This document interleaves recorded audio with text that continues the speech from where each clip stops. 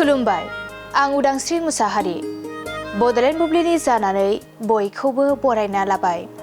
दिनै 10 डिसेम्बर 2024। नोंथांमोननो बड'लेण्ड बुब्लिया दिनैनि साना मानि थाखाय मिथिजायो एबा दिनैनि सानाव मा हाबाफारि फालिनाय जायो नोंथांमोननो फारि फारि बड'लेण्ड बुब्लिया फोरमायगोन। दिनैनि सानखौ हिउमेन राइट्स डे महरै फालिनाय जायो।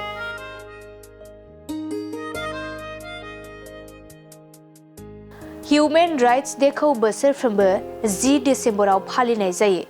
सुबुं मोनथायनि मुलुगनां फोसावनायखौ गोसोखांनो थाखाय हिउमेन राइट्स डेखौ फालिनाय जायो, जायखौ 1948 मायथाइयाव जुथाइ हादोर सरासनस्रा जथुमजों नाजावनाय आरो फोसावनाय जादोंमोन। UDHRआ सुबुं मोनथायनि रैखाथि आरो जौगाहोनायनि थाखाय मोनसे मुलुगनां बेन्चमार्क महरै खामानि मावो। बेनि अनगायैबो दिनैनि सानखौ नेशनेल लागार day, international animal rights day आरो नबेल प्राइज डे महरै फालिनाय जायो।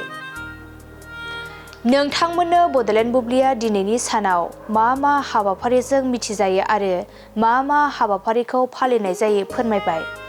गोजोन्थों।